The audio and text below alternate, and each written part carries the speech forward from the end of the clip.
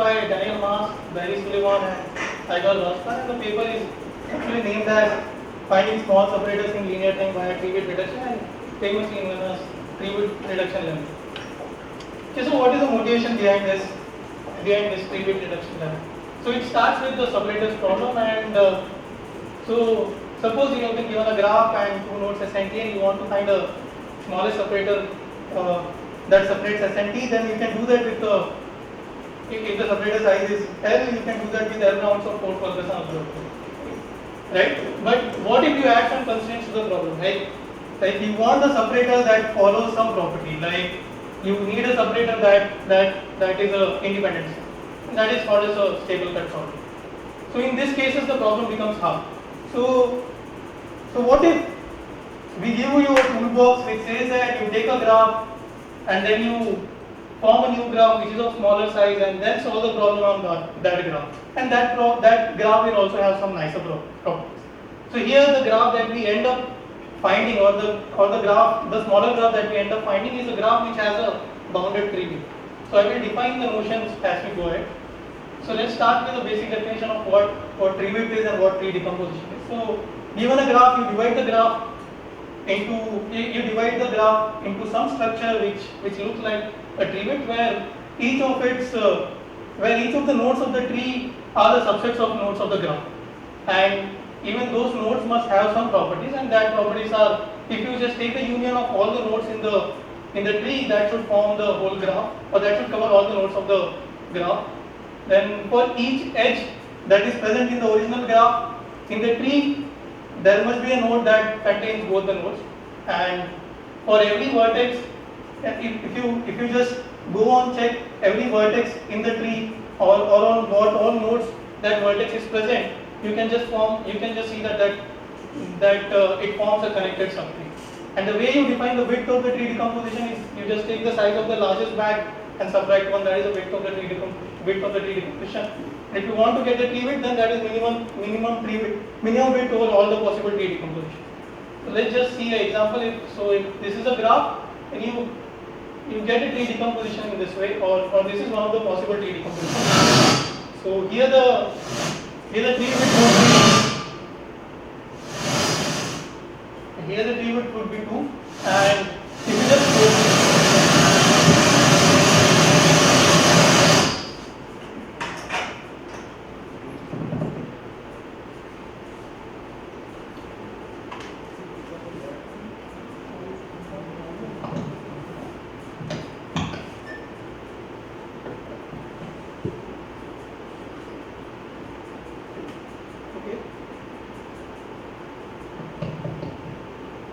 so if you just focus on the node F and focus on node F in the tree decomposition, you can see that the green part forms a connected subtree. So yeah, that is the definition of tree decomposition. And so let's define some more terms. That is a Bramble number, and first let's define what Bramble is. So Bramble. So again, in the Bramble, you form multiple subgraphs of the main graph, but that subgraph has some property. That is, all the subgraphs are pairwise connected, or else there is some intersection between those subgraphs. So let's just see an example, and thanks to Wikipedia for this. So this is a grid graph, and you can see each of the colors is a subgraph, and all the subgraphs here are either have some intersection or they are connected. Okay. Okay, there is an edge between. Node overlap, either node overlap or they should be connected by an edge. Path is not. Yeah, more than that. Okay. So we define what is the order of a Bramble, and order of the Bramble is the least number of vertices required to cover the subgraphs in the Bramble. That is equivalent to saying that the hitting set that covers the subgraph. And the way you define the Bramble number is the largest order of all the possible Brambles.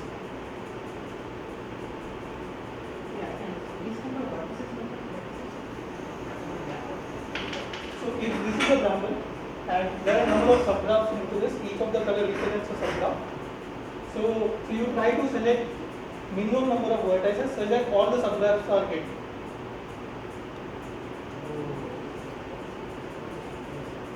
So in this case, so you have one over here, two. You will take the center node 3 and probably 4. I think 4 should be, yeah. Okay. So this is the order of this bramble, and there could be many possible brambles. So you get the bramble number is defined as the largest order of the bramble. Okay. Yeah.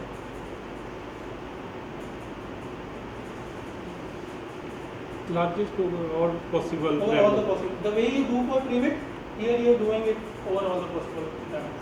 In case of Trivit, you look for the minimum, here you are looking for the maximum. But every node is one subgraph.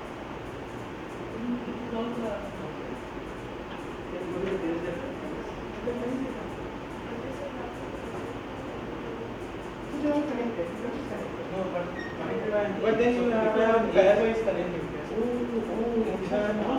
Yeah, you will have to have pairwise connectivity as well.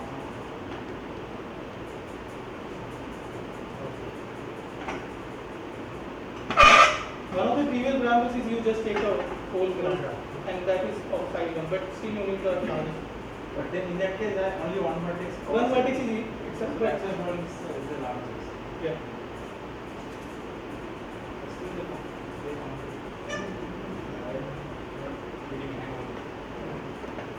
There is a nice theorem given by Seymour and Thomas which connects bramble number and the Trivit, and it says that bramble number is just Trivit plus 1.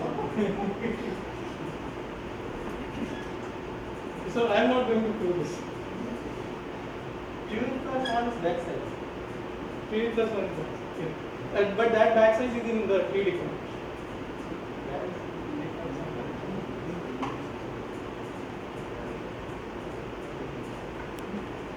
Okay, so this is again a definition for what is fixed parameter tractable, and this. Okay, so it is again handily it says that if you have a parameter and the size is then you try to solve the problem. You try to solve the problem in time f of k and n to some constant. So if you can do that for a fixed parameter k, then you say that this fixed parameter tractable.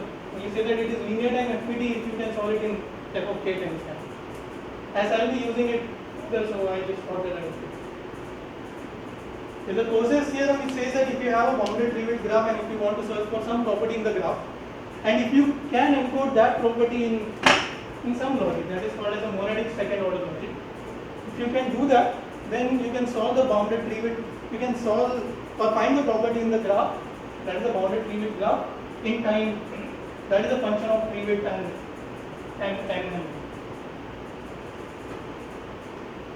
so this says that if you have a bounded Trivit graph, then you can do it in FPT time, where Trivit is the parameter. So again, separators are nothing but a set of nodes which divides, if A and B are two subsets, which divides A and B in such a way that if you look at the components that are formed after removing S, then both the components would not have vertices from both the points.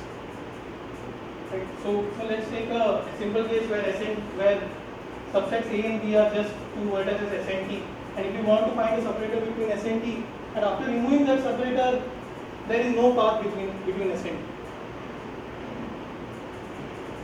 There is one more notion called as torso, and we will be using it or we will be exploiting the properties of torso as we are going to build a smaller one.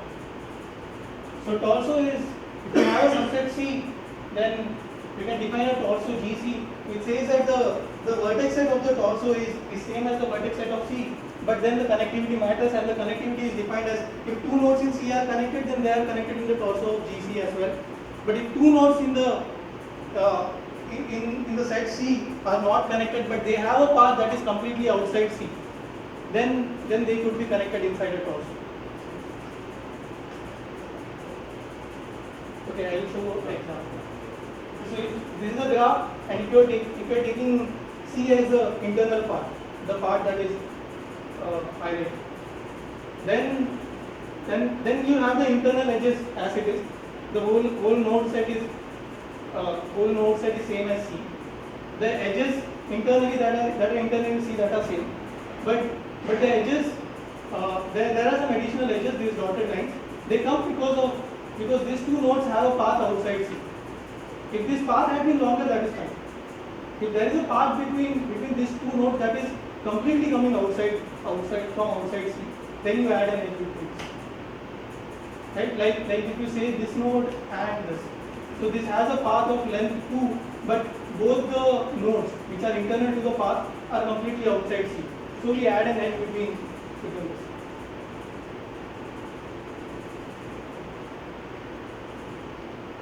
Okay. So we will use some properties of the torso, and for that we'll have to prove something, and it says that if G is a graph and C1 is a subset of C2 is a subset of the whole graph, then you can taking a torso of GC2 comma GC1 is equal to torso of GC1. And I think this is easy, and so all the nodes that are inside C, or all the edges that are inside C, that is not our concern, but all the edges that are coming outside from C1, that is a part that we should look for. So when you are taking a torso of GC1, this edge will be retained. Right? When you are taking a torso of GC2, this edge will be retained because it has a path function. And when you are taking a torso of this, then this edge is already there, even this node will be connected. So there is other property which says that if G is a graph and C and S are the subsets of vertices, then the torso found by removing the subgraph S first will be the subgraph of torso of GC minus S. And you can again see it here. So again for the nodes that are residing inside C, that is fine. But if you see that if you are taking a torso after removing set S, right, that torso will not capture the edges that are coming through us. So you are missing that edges. So that is the reason that the torso of GC, when you are removing S later, it will have more edges as compared to this graph.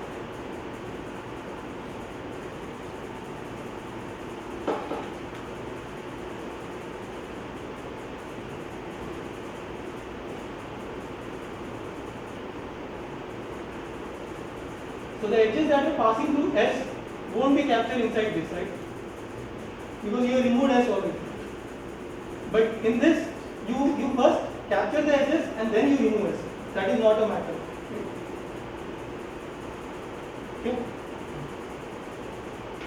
So there is some property related to the separator inside the torso. So let's say C1 is a subset of C2, and A and B are two vertices that reside inside C1. Then if S is a subset of C1 that separates A, so the property is S separates A and B inside C1 if and only if it separates A and B inside the whole inside C2.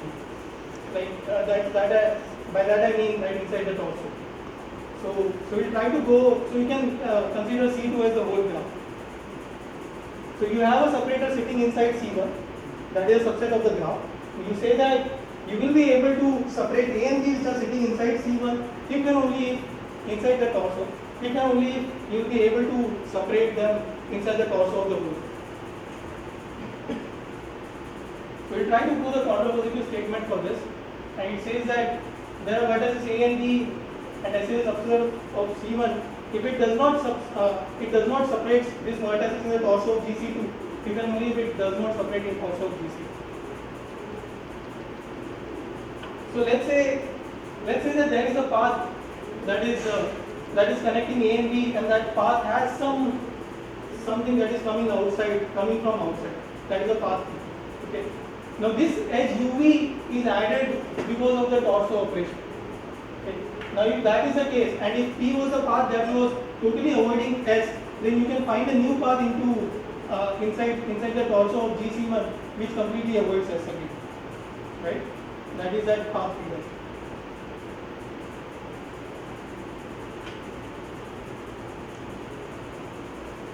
The other direction of the proof, if you have a path that completely avoids S inside C1, and if there is an edge, that is not a part of G. This edge was added only because of the cross operation. So you can find a new path, and this edge was added because there was a path between these two nodes that was completely outside C1. So you can find a new path that is that connects A and B and that completely avoids.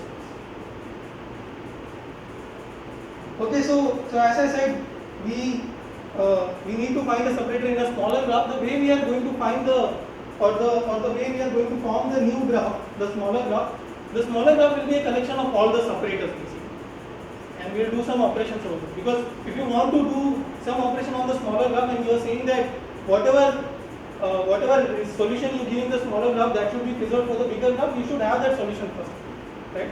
So first of all, you should need to have those separators. So there is a nice lemma which says that you can form a sequence of separators in the graph, and or you can decompose the graph in a nicer way, which says that the collection X, which is a set of some smaller subsets, and it has some nice property, that is x1 is a strict subset of x2 is a strict subset, and so on. And by n of xi I mean the neighborhood of xi, and each of the, so if you take the neighborhood of n of xi and consider and take its size, it will be of size L. So that is the size of the minimum separator. And it also says that every ST separator of size, okay, this is L, every ST separator of size L is fully contained inside the union of all the neighborhoods. And it also claims that you can do that in time order of L times n plus E, m plus n, and you can produce this size. So this is a nice picture over here. You can decompose the graph in this way, where S1, S2 are the S1, S2, SQ are the separators, and all are of size L. X1 is this set, X2 is a strict superset of X1, and so on, and S0 is S and S2 plus 1 is P. So each separator has size same or different? Each separator is of size L. Each S1, each SI is of size L. That is, neighborhood of each xi is of size L. So if you see the neighborhood of xi here is just S1, x1 is S1, right? Okay, so let's try to prove this. In order to prove this, we will form a new graph, and so consider this is the original graph. So here you have S and T, and here the separator is DC or DE. Okay, that is the minimum separator. So you form a new graph which in which you have two n number of nodes, and so for each node you form two nodes. So for A I have A1 and A2, and you will have a path from A1 to A2 of capacity 1 and from A2 to A1 of capacity of infinite capacity. So hereafter, for all the paths, for all the edges, there is no mention of any numbers, and that is an infinite capacity. And now you have accommodated for nodes, you need to accommodate for edges as well. So the way you accommodate for edges is you add, if there is an edge from A to B in the main graph, then you add an edge from A2 to B1 in this graph, and an edge from B2 to A1 in the new graph. Okay. And all these edges, the newly added edges, except the one marked edges, are infinite. Okay. Is the construction fine? So we'll define some new sets over here, and let's say if y is some subset of the vertices. So the new graph is called D, and if y is the subset of vertices in the graph, then you define delta plus of y, that is all the edges that are leaving now. If f is f, so in this case we are trying to find a cut, and that cut we define it as f. And we try to find a cut that is S2 T1 cut. Okay. And yeah. So we also claim that if S, that is a subset of vertices in the original graph, if that is an this is n, this is n. Yeah. So we have direct edges.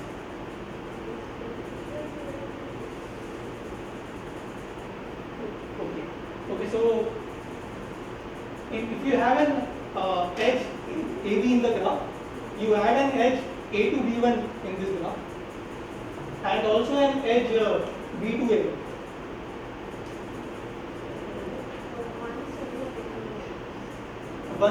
Ones are only on this edges that are between the copies of the nodes. All the A1s will have B2s will have. Okay. This is some of symmetry. So initial, the original graph is 100. Yeah, the original graph is 100. Can you go back one step? So for example, if I just consider D, so from D to let's say H from this is symmetry of this. Because there it is symmetry, right? A, B, A to B, there is an A to B and A. So then you are putting in A to D1. A to D1, but then D to A B to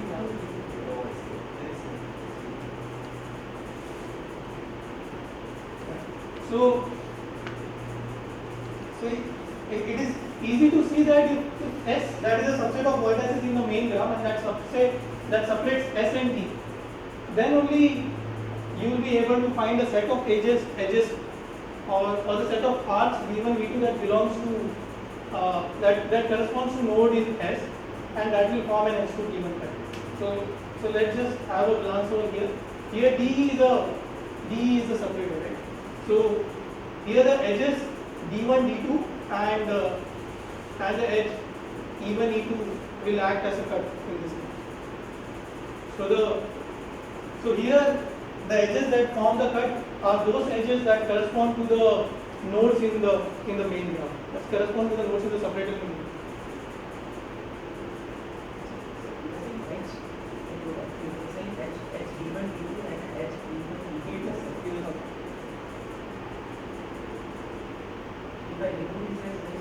There is no graph from S2 to T1. S2 T1.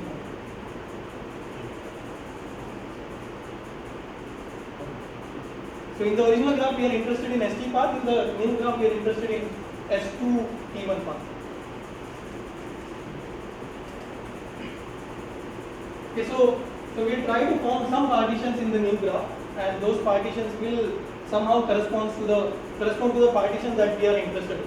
Right? And the partitions will look like of this kind, that is, we will have S2 on one side and which will be a subset of Y1, Y2 and Y2 and so on. And we will also claim that the number of edges that are going outside each, this should be Yi, the number of edges that are going outside of each Yi should be and for all the edges that are part of the minimum cuts will be there in the union of this set. And we will show that Yi would correspond to Xi, and Xi would contain only those vertices, or those vertices V for which V1 and V2 both belong to. And for those V that belongs to neighborhood of n of Xi, we will take only the arcs that corresponds to those nodes. So how do we do it is we know that L is the minimum size of the separator, we run L rounds of port pulsation on the new graph, and you get some S2 T1 flow. You have a residual graph over here, and in the residual graph you will try to form some strongly connected components that are C1 to C2, and you will have some topological ordering between those components. Now the way you define topological ordering is I is less than j whenever there is a path from Ci to C2. You know that there is no S2 T1 path, but there will be T1 S2 path in the residual graph, right? So if T1 is in some strongly connected component Cx, and S2 is in some strongly connected component Cy, as we know that there is no S2 T1 path, there is only T1 S2 path, so X should be less than Y. And we can define Yi to be a union of sets.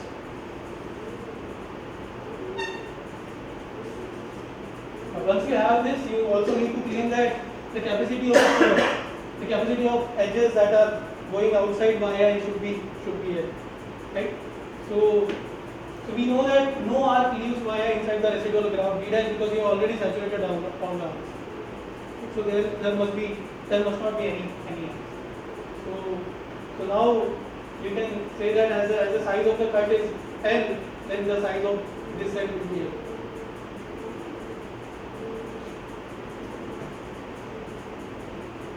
What we mean to show that is, as we want to cover all the arcs or all the nodes that belong to all the separators, we also need to cover all those nodes, right?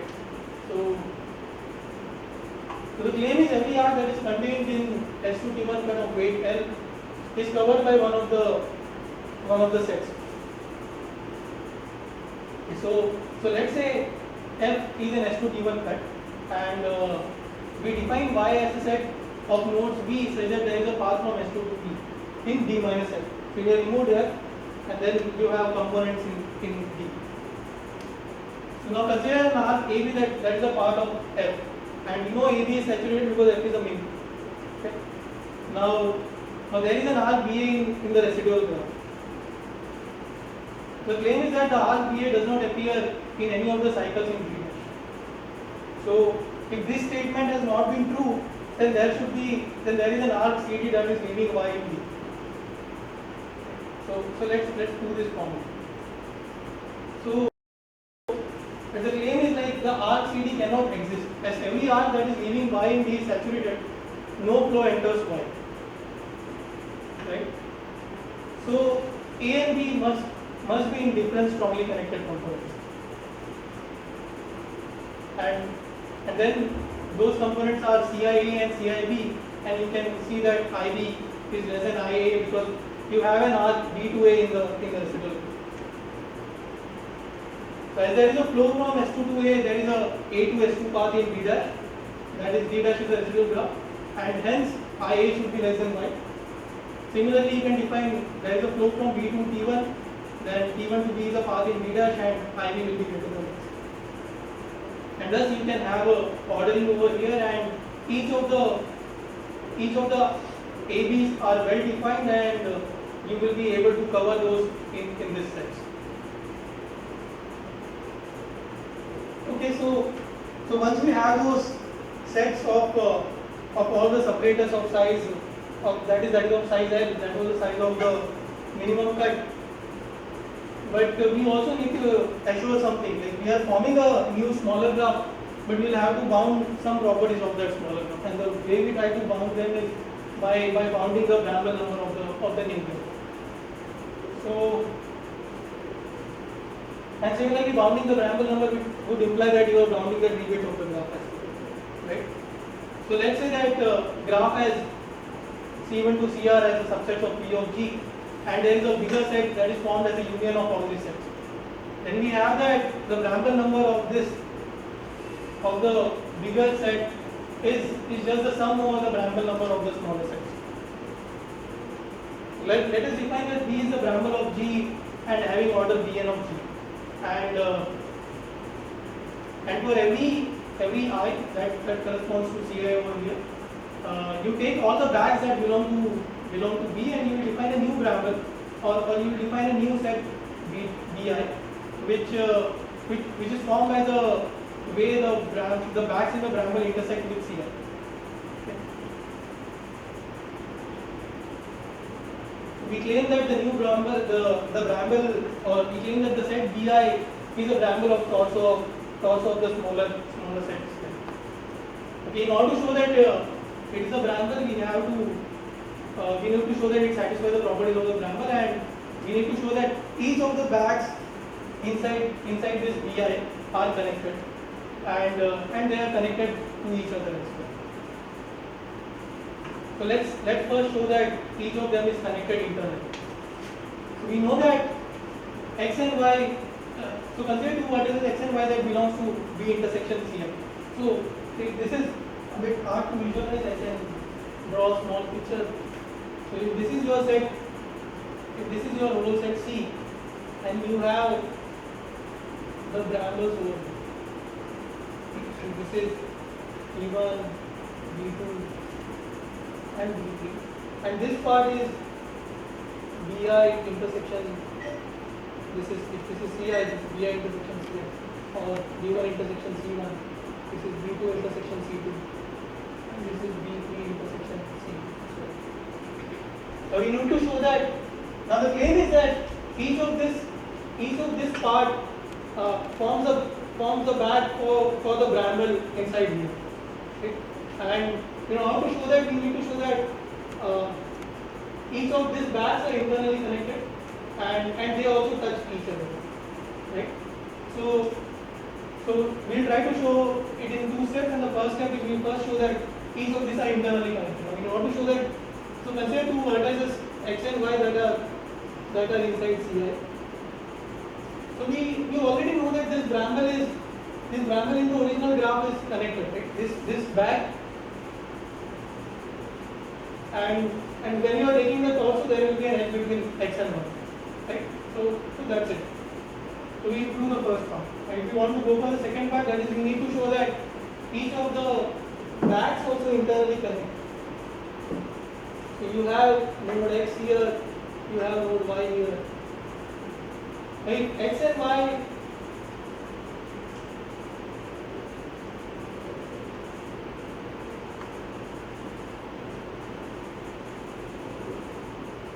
okay. So if x and y are inside CI, then they would be connected. Why is that the case? Because this is connected to some node over here in the bramble. This is also connected to some node over here in the bramble. Right? There is a path from this to this, there is a path from this to this, but these brambles are already also connected. Right? So when you take a torso, you will get that x and y are connected. Now the point is when x and y reside outside. That is the connection between the two brambles is it outside CI. Right? And then you have to claim whether these two nodes are connected or not. If that is the case, then again there is a path between these nodes, there is a path between these nodes, and these brambles are also connected, and we can connect these two nodes in the torso.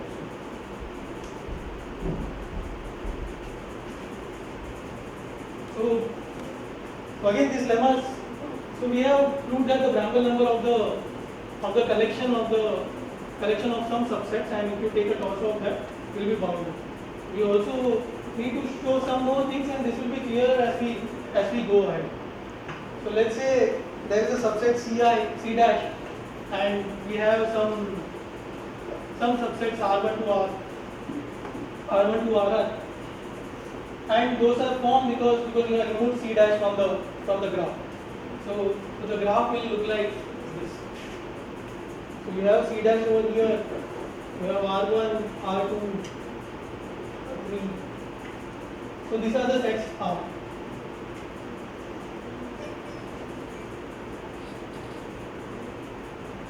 And yeah, these are connected. But you have removed this part from the graph. Now you have this as a disconnected part, right?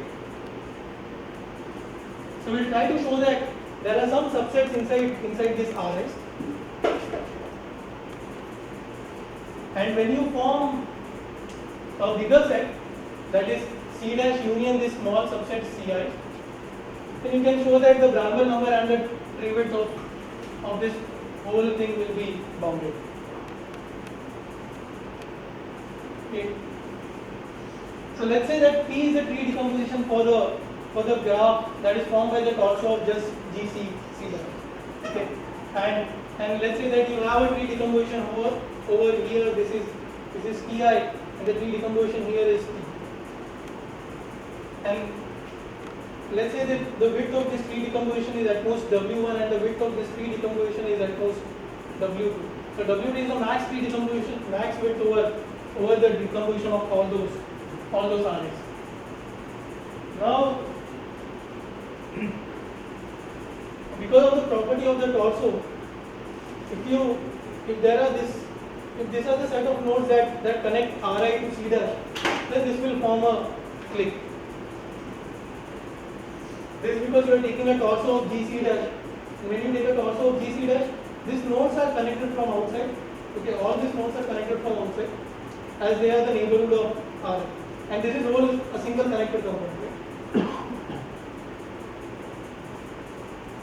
So when you take a torso of GC dash, this set Ni will form a clique over here. Okay? And this clique will somehow will be one of the factors for the or one of the factors contributing for the tree width W1. Right? So now, and you can just show that or it is easy to see that the size of Ni will be at most W1 plus 2, because we have already said that the width of the tree decomposition is W1, right? So the back sizes can be at most W1 plus 2, and if this clique is in one of the backs, then that is the size. Now you go to each of the TIs over here and modify TI by adding Ni to every bag of TI. And so you take this Ni and push it to every bag inside this tree decomposition. Okay? And then you connect any arbitrary bag of Ti with this T. Okay? Ti is a tree decomposition over here, and you can connect any arbitrary bag of Ti with this tree because Ni is already present in all the bags. So when you do that, you have a tree decomposition of the whole thing. You have some decomposition of the whole thing. The claim is that this is a tree decomposition for GC double dash. And again, this is not that hard to prove. We have, if two nodes X and Y that belongs to just this set, they are already a part of some bag, right? Because they are already a part of bag inside T. Similarly, if X and Y belong to some of the CIs, then they are inside a bag here. The point is when X is here and Y is inside CI. In that case, we have if X is here and Y is here and they are connected inside the torso, then X must be inside Ni. Otherwise, there is no point that X will be connected to Y. So if that is the case, then we have already pushed Ni to all the bags inside here, and X and Y will be there in the bag, right? Okay, and if this is and we already showed that the tree width will be bounded by W1 plus W2 plus 1, right?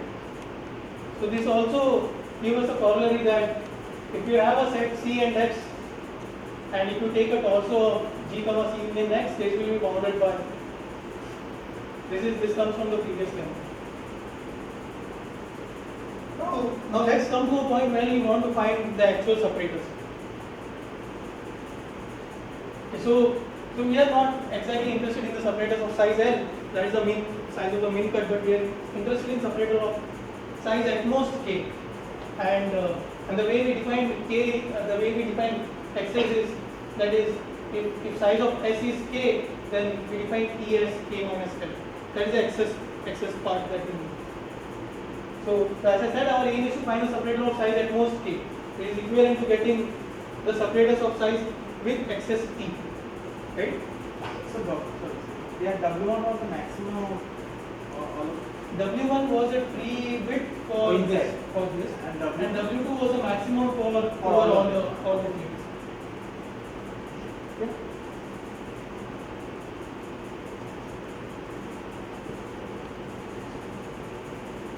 There is a nice lemma that says that you can find separators of you can find the separators with excess t, and you can do that in time some function of le times m plus n, and also the tree width or also the Bramble number of that set will be bounded by some function g of l.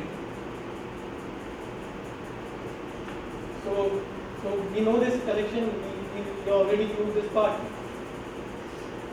So this part is just a definition of what we have seen before. So we just define a new notion or a new thing that is Li, that is in between x, some xi minus 1 and x. Okay. We also define a new smaller graph that is called as GIAB, which is formed by the graph of union of G, Li, union A and B are some subsets of Si union Si minus 1. And that graph you call as GIAB after contracting A to a vertex A and B to a vertex. So it will be clearer over here. So yeah. So this is just one of the layers. That is, middle part is Li, the left part is Si minus 1, which is Si, the green part is set A and the blue part is set B, and we are going to contract this set to some vertices A and B. Okay. Now the claim is, if any vertex V that lies in a separator of size at most k in the whole graph, then it also lies in a separator of size of axis E minus 1 that separates A and B. Okay, so let's go through it. And says that if V is a vertex that belongs to Li is in C, or C is a set of all the separators of size at most k, and if V belongs to one of those separators, then you can find subsets A and then there are subsets A and B which are part of SI union SI minus 1. Such that V is a part of minimal AB separator K2, and that is in GIAB which has axis E minus 1.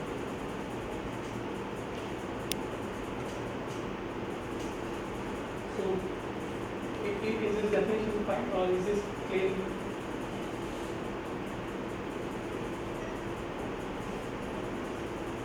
Okay, so we are going to show that that K2 is a separator of AB. Okay, AB inside this smaller graph, only inside this layer, and K2 will have excess of at most E minus 1. That is, the size of K2 will be, if the size of the minimum separator AB inside this graph is some P, then the size of K2 will be P plus E minus 1. That is we are talking only inside this layer, the layer Li, Si minus 1 and Si. So first we will show that K2 really is an AB separator. So the way we define K2 and K1 is K minus Li and K2 is K intersection Li. So K was the whole separator here, and you separate part K1 and K2. So K2 is a part that is inside Li, and K1 is a part that is outside Li. So inside the partition, you take a partition of the sets Si minus 1 and Si after removing K, and that partition you name as A and B depending on the nodes that are reachable from S. So if K2 is not an AB separator, then there is a path P' that joins A and B inside the smaller layer, right? And if there is a path between A and B, then you can find a path inside the whole graph as well. Because you can just take this path, you can take a path P' that joins A and B, and then again follow this. Right? So K2 must be an AB separator.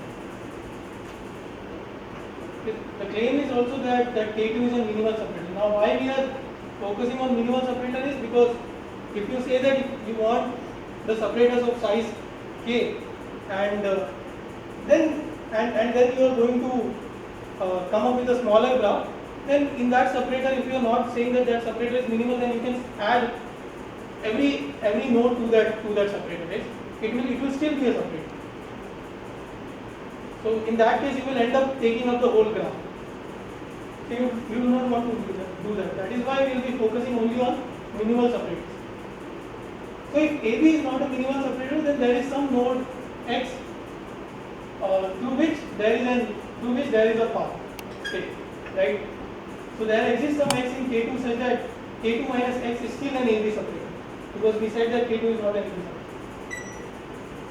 We know that K is a minimal separator, so there must be a path from S to T that passes through X in K2 after removing K from G. Now you can again form an auxiliary path that connects A and B, and that will give you a contradiction over. Second point. Last one. Second point. Okay. So we know that K is a minimal separator, right? So if K is a minimal separator, then there exists a path from S to T in the original graph. And that path will be through the node X after removing G minus K minus X. Right? Because X was an additional path.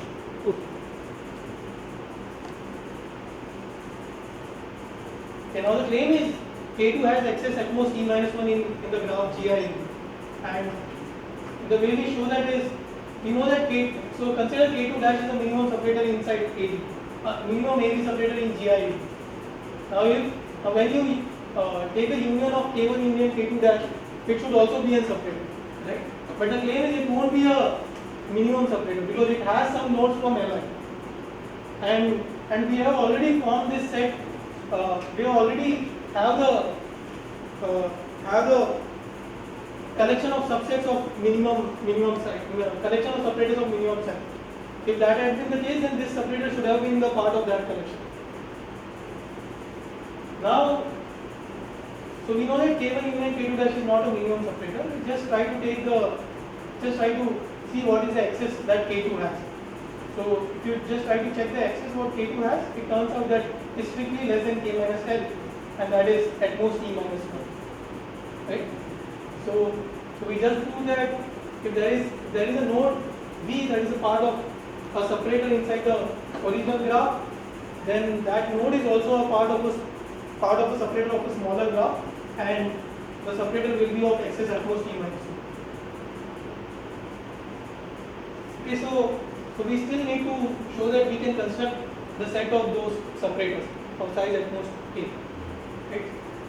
So we have this set C0 that is union of SIs which we get from the collection, and if E is equal to 0, then we are already done. We just return the set C dash equal to C0. And the prefix of this set will also, prefix of the torso of this set will also be bounded. That is, you can just take the bags S1 union S2, S2 union S3, and so on. And each bag is of size L.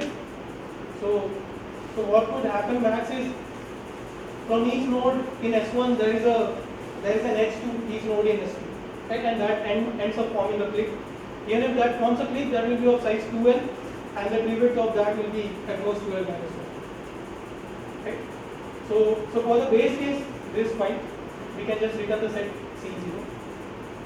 Assume that you have E greater than 0. Now, if you have E greater than 0, then from the induction assumption we know that the Bramble number of the torso of GIAB and CI-AB, where CI-AB are the set of all the separators inside the set Li. That will be bounded by a function of G and E minus 1. And then you take so how many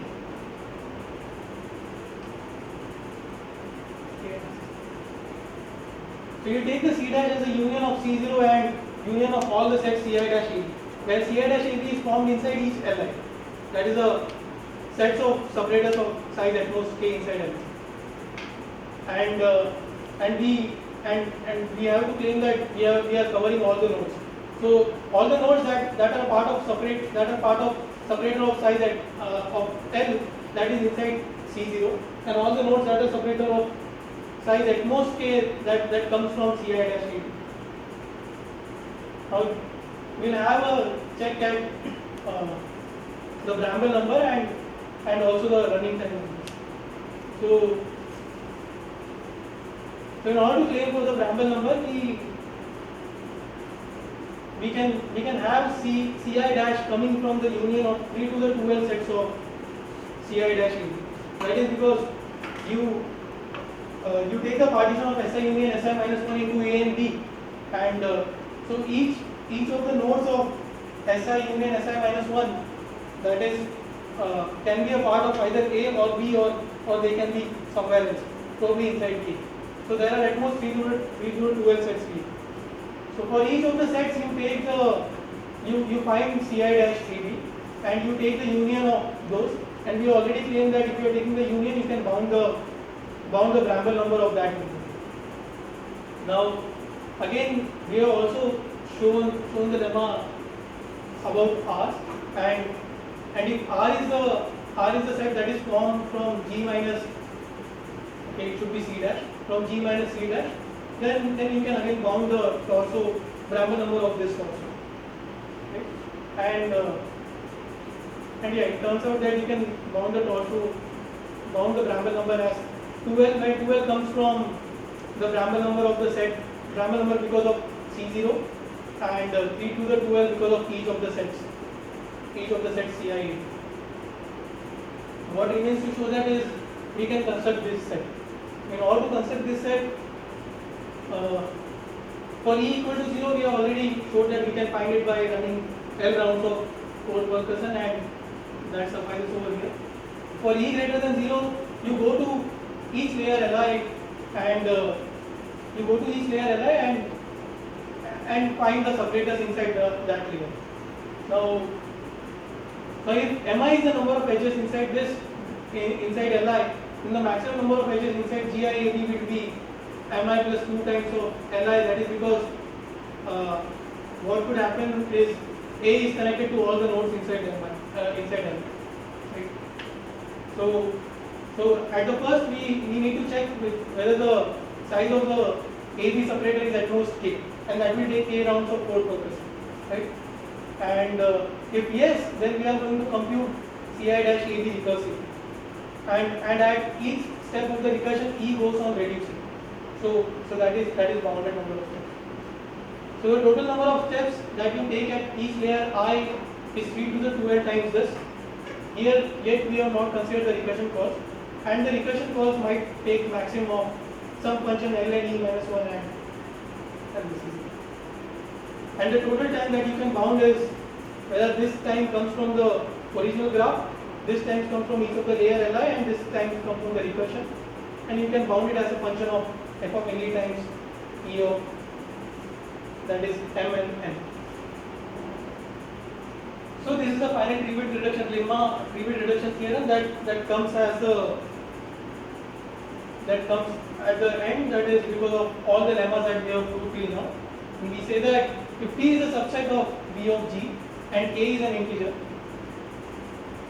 let C be the set of all the vertices of G that is participating in ST separator of size at most K, then there is a linear time algorithm that you can compute a smaller graph G star that has all these properties. That is, you can form G star from C union T, and you have a separator of size at most K inside V of G star if and only if that separator is also inside G.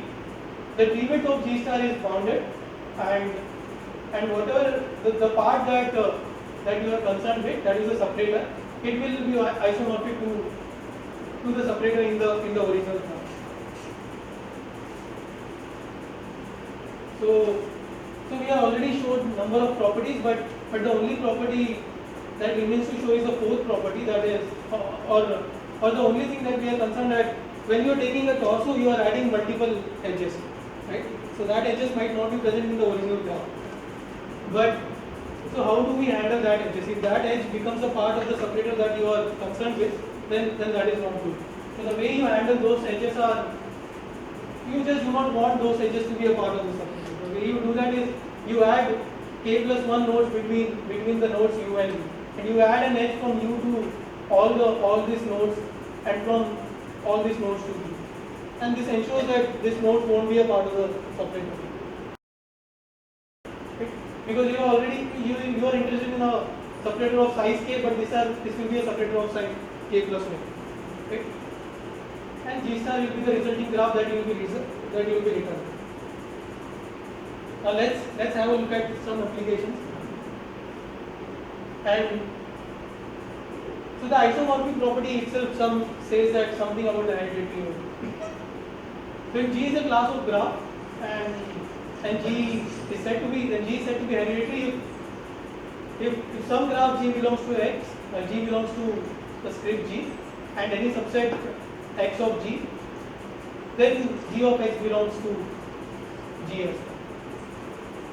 Thus, if we can construct a smaller graph G star using the tree-bit reduction theorem, and if we take T equal to just S and T, then you can find the separators of size at most k that induces a similar graph inside G star. Let me define a G min cut problem. That is, you are interested in a min cut. You are interested in a separator of size at most k such that G of C is a part of the hereditary class. And we have a theorem that if the hereditary class, if a class G is decidable and hereditary, then G min cut problem is FP. Okay, so we construct the graph G star using 3-bit reduction theorem, and we claim that GSTK is an S instance of G min cut. It can only have G star STK is also an S. Now let's go in one of the direction, that let's go in forward direction, that GSTK is a S instance. Then you have a separator K that is of size at most K, and that K belongs to the head matrix. Using the second and fourth properties of the 3-bit reduction theorem for G star, you know that if K is a separator here, then K should also be a separator inside G star. And we also showed that the fourth property says that G of K and G star of K are isomorphic. So if K forms some structure, then G of K star will also form some structure. And you have a graph G star from 3-bit reduction lemma, and that is an FPT time reduction. Now, in order to really look for the property of G min cut, you solve the problem on the graph G star, and the way you solve it is by using the Cauchel's theorem. If you can form the logical statement of the property that you are interested in using a monadic second order logic, then you can solve this in FPT time. So this also gives us a corollary that minimum stable ST cut is linear time, where minimum stable ST cut is you are interested in a separator where the separator forms an independent set. So that is a hereditary, right? Because if you take the subset of an independent set, that is again an independent set. But till now we were interested only with the problems that has separator of size at most K. But what happens if you are interested in separator of size exactly K? It turns out that it is hard. So claim is it is W1 hard if you are interested in finding a separator of size exactly K. So you form a graph G dash by adding two isolated vertices S and T. Now any separator inside this G dash, any subset of node inside this G dash is a separator, because they are however not connected to S and T. S and T are already isolated. So now you add more structure saying that G dash may need a independent set, and we know that finding an independent set is W1 hard. So it turns out that finding a separator that is an independent set is W1 hard, right? So this is one of the applications. There are other applications or the other problems that are addressed in the paper, and those are multi-cut uncut problem, which is generalization of the ST cut problem. Edge-induced vertex cut problem, which says that you want to remove some nodes from the graph that corresponds to some edges, and you will be removing only those nodes. Bipartization problem says that you remove some nodes from the graph and the graph turns out to be a bipartite. Bipartite contraction, you have to contract some edges in the graph. And HC K coloring, I am not much aware of it. It involves some homomorphism. Okay, so even if you skip all the part, the main message over here is all the small ST separators. If you are interested only in small ST separators, you can find that in the graph of a bounded tree, or you can come up with a graph from the original graph that has a bounded tree width, and then you solve it by monadic second order.